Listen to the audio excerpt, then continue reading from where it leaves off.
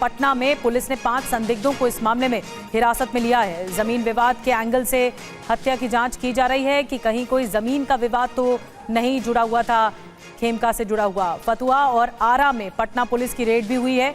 कल पटना की बेउर जेल में पुलिस ने छापा भी मारा था। गैंगस्टर अजय वर्मा से 20 मिनट तक पूछताछ भी की है पुलिस ने।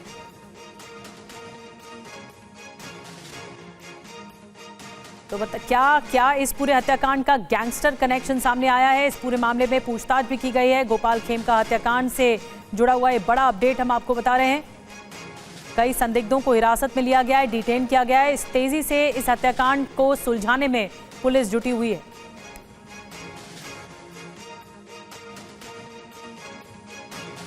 पुलिस को शक है कि कोई जमीन विवाद हो सकता है गोपाल खेमका से जुड़ा हुआ, जो सामने आ सकता है। और ज्यादा जानकारी क्या मिल रही है इस हत्याकांड की तफ्तीश से जुड़ी हुई? हमारे साथ रुपेश कुमार जुड़ चुके हैं।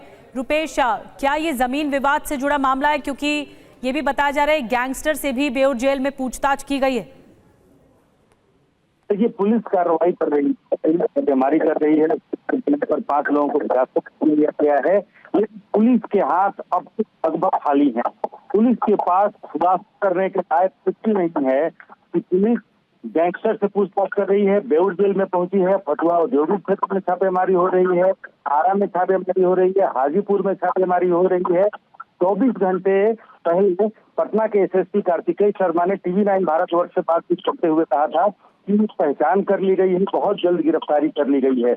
इस मामले में मुख्यमंत्री डीजीपी से लेकर तमाम वरिष्ठ अधिकारियों को बुला करके कड़ा निर्देश देते हैं। उस मामले में भी 24 घंटे बाद पुलिस के पास खुलासा करने के लायक कुछ नहीं है या स्पष्ट कहने के लायक कि क्या ये मामला रंगदारी से जुड़ा हुआ है, 2018 में बेटे की हत्या हुई थी उससे जुड़ा हुआ मामला है, या फिर जमीन से जुड़ा हुआ मामला है।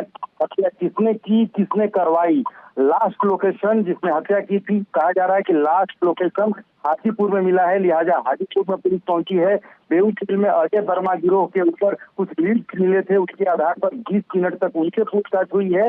लेकिन जिस मामले में आप देखिए घटनास्थल पर आईजी से लेकर के और मुहिम राज्यपाल तक पहुंचे, उप मुख्यमंत्री ने एक तरफ कहा कि कड़ी कार्रवाई की जाएगी, जो सुस्त और लापरवाह अधिकारी हैं उनके खिलाफ भी कार्रवाई की जाएगी।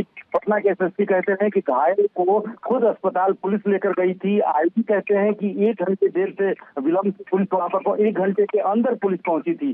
दोनों के बयानों में कितना विरोधाभास है, और इसी विरोधाभास के बीच में पुलिस हालांकि अपना काम जरूर कर रही है, लेकिन अभी तक कुछ ठोस नहीं मिला है, कुछ ठोस ऐसा नहीं मिला है जिसके आधार पर पुलिस ठीक तरीके से यह तय पाए कि जेल से ही इनकी हत्या करवाई गई थी, जमीन विवाद में हत्या कराई गई है, रंगदारी के लिए हत्या कराई गई है, या फिर क्योंकि स्पीडी ट्रायल की बात हो रही है कि 2018 में जो बेटे की हत्या हुई, और अगर आप मोडस ऑपरेंडी देखें दोनों का, कुछ न कुछ सिमिलरिटी जरूर दिख रही है।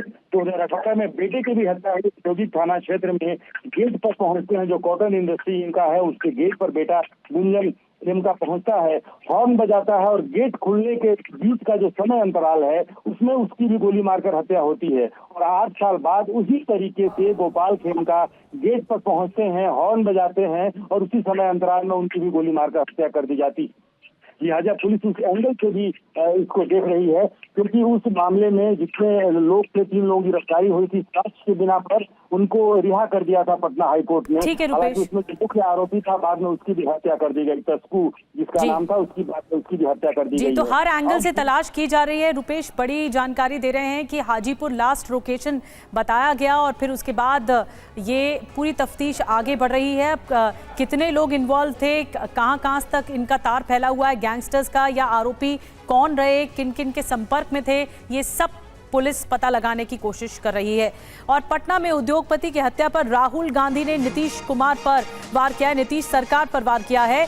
भारत की क्राइम कैपिटल बन गया है बिहार। आज बिहार लूट, गोली और हत्या के साए में जी रहा है। बिहार में अपराध नया नॉर्मल बन चुका है। ये एक्स पर पोस्ट किया है राहुल गांधी ने। और एनडीए सरकार पूरी तरह से बिहार की नाकाम रही है।